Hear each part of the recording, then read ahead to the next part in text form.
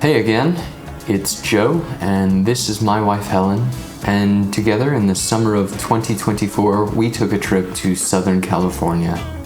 Today, we're going to be exploring downtown Los Angeles. Stay tuned for more.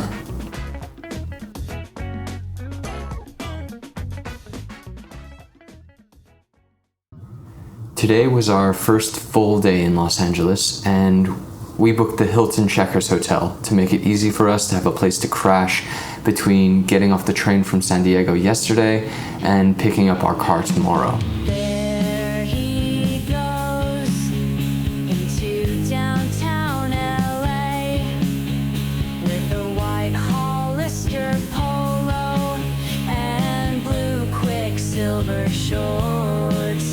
He's ready to do sports.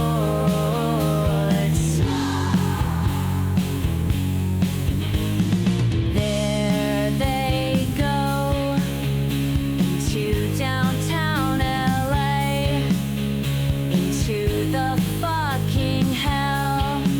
They don't understand yet still how bad things are, they will. After some frankly frightening exposure to homelessness in San Diego and the never-ending reek of piss in the streets, I was definitely not looking forward to downtown Los Angeles, which has a reputation of being full of zombies walking aimlessly, accosting bystanders. Anyway, there were still a few places we wanted to check out on our only day in downtown Los Angeles, so we set off to Pichun for breakfast, where Helen had a turkey and cheese croissant sandwich, and I just had a black coffee. Speaking with some experience now, I can say with hindsight that it's important if you're downtown on foot that you fuel up for a Terminator situation. Pichun could be a good choice. Check out the selection on offer.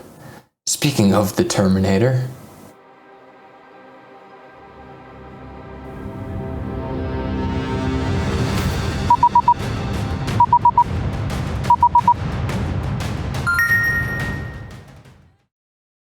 Ellie likes a cheese croissant.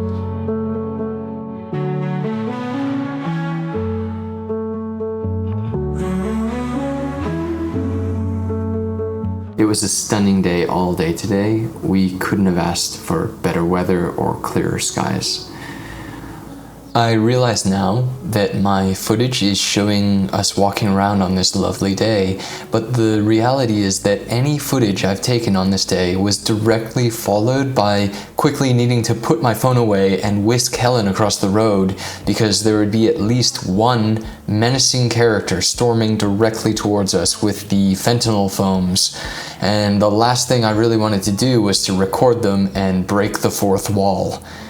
So you're going to have to believe me on this one when I say it's pretty scary in downtown.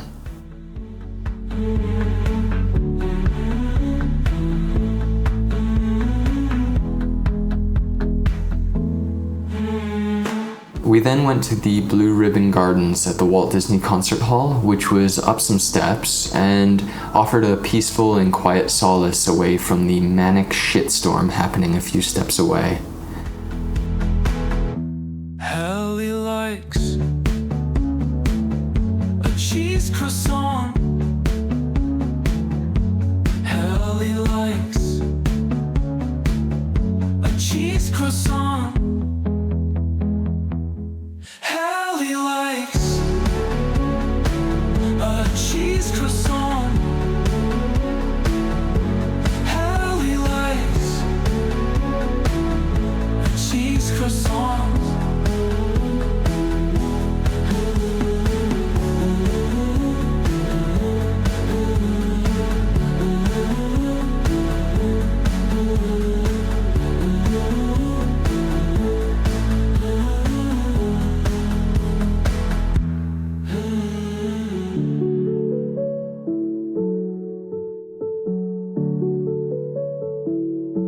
Ellie likes a cheese croissant.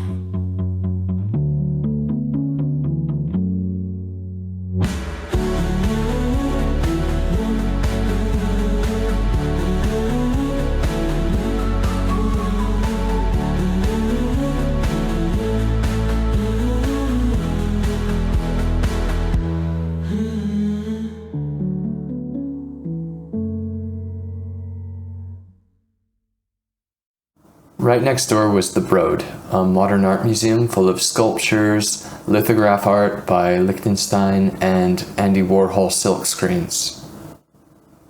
Entrance was free, and we enjoyed this very much. There was a lot on display, and there were quite a few different mediums of art.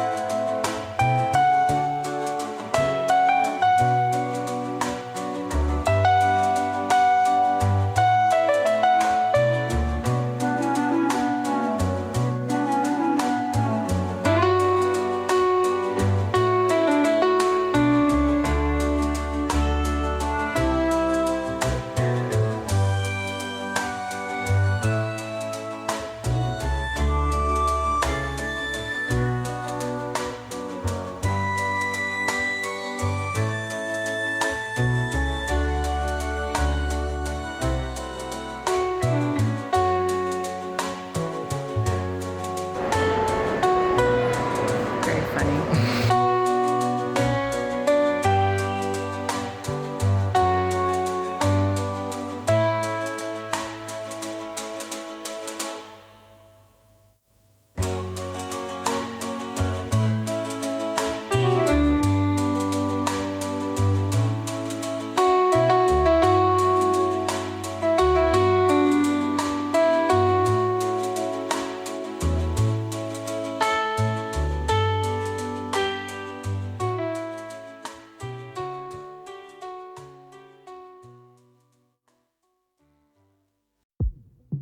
Right outside the Broad, there are some food trucks which, in the area of about 5 parking spaces, offered better food selection than the entirety of Amsterdam. That's no joke.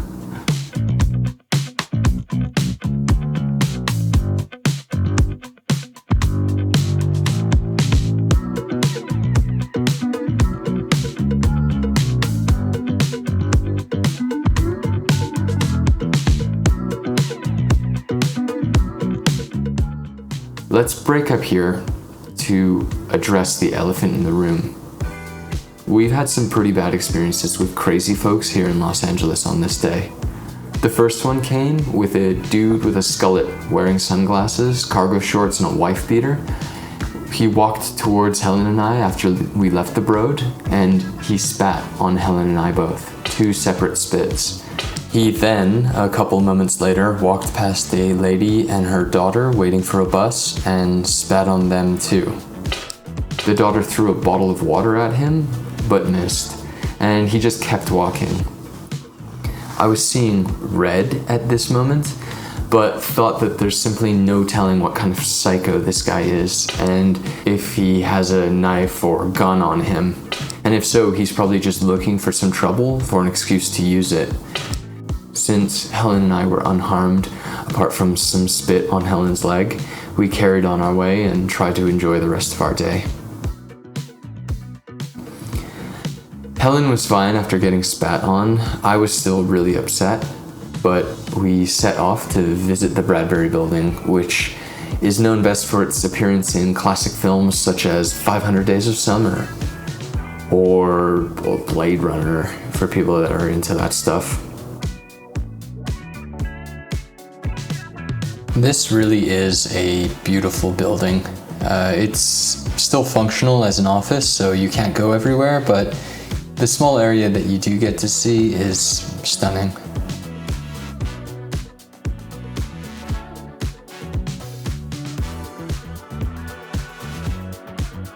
On our way from the Bradbury building, this old dude was just finishing a conversation with a security guard in front of the Spring Arcade building, seeming normal enough, saying, "I appreciate you, okay, yeah, completely agree, take care of yourself," before seeing Helen and going on some sort of rampage. Hey, you skinny ass white girl on some sort of fucking trip with that white girl booty and them white girl shorts. Think you fucking better than me? Yeah, keep moving, you fucking bitch, you fucking whore with your pussy ass boyfriend.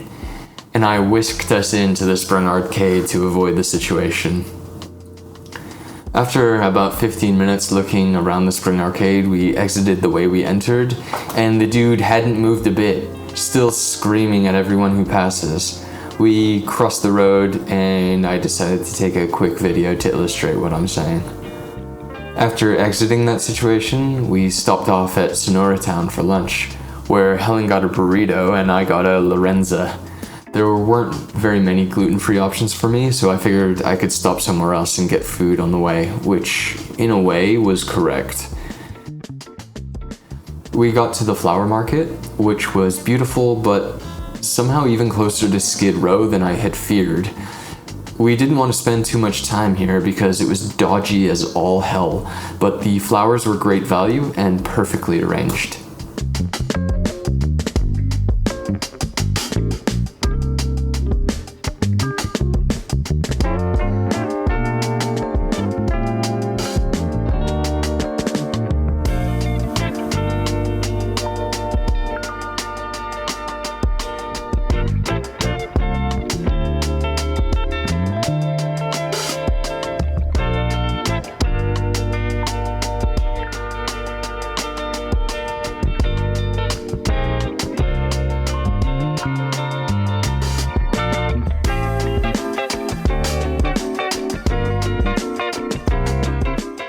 On the way out, I found a place called Lee's Homestyle Broken Mouth, which is Korean soul food, but there was a 45-minute wait for those who didn't order ahead.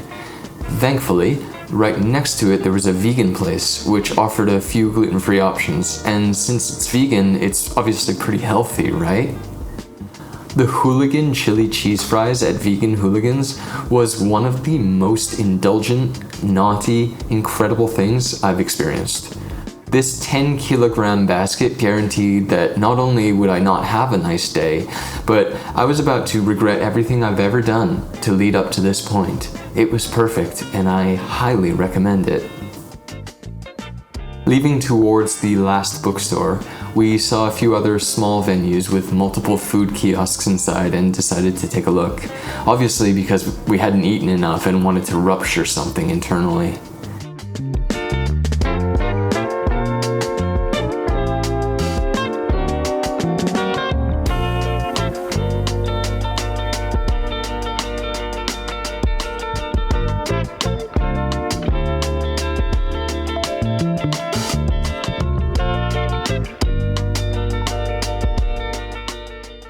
We finally made it to the last bookstore, which really did suit the entire DTLA theme and the whole aesthetic of post-apocalyptic. It's like this place is the vestibule for where books go to die after all systems fail, and we're left with a small collection of books on roller skating in 1988 and the history of magic, records by Herbert von Karajan and Roy Donk, or guides to surviving literally anywhere, which would honestly be a pretty good book for people who are currently trying to live in whatever the hell it is we're calling downtown Los Angeles at this point. One thing I'm positive of, it's not a city. It's closer to Bartertown in Mad Max Beyond Thunderdome.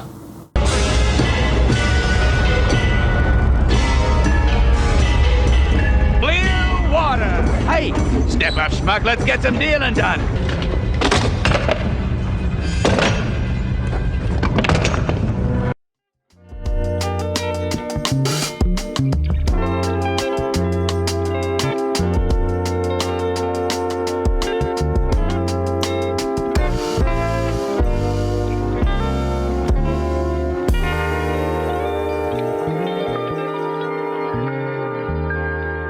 We each got back to the hotel in one piece, although quite shaken.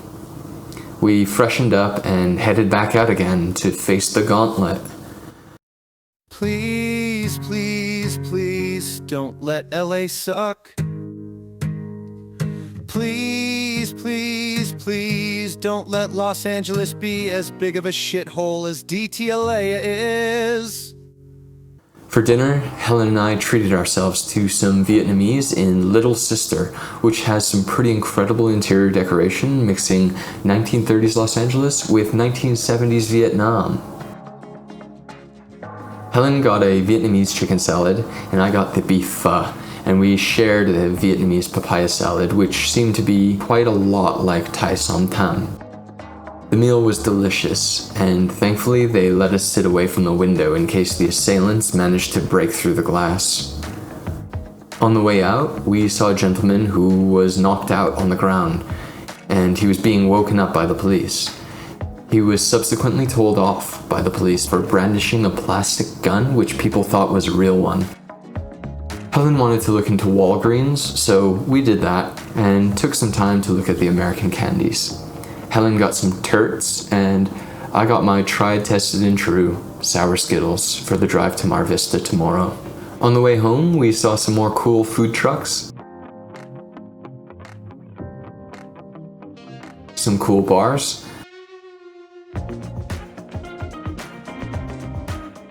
stopped at a Macy's for Helen to look at some hot deals on mom jeans and coffee mugs with sayings on them, and then left past the library.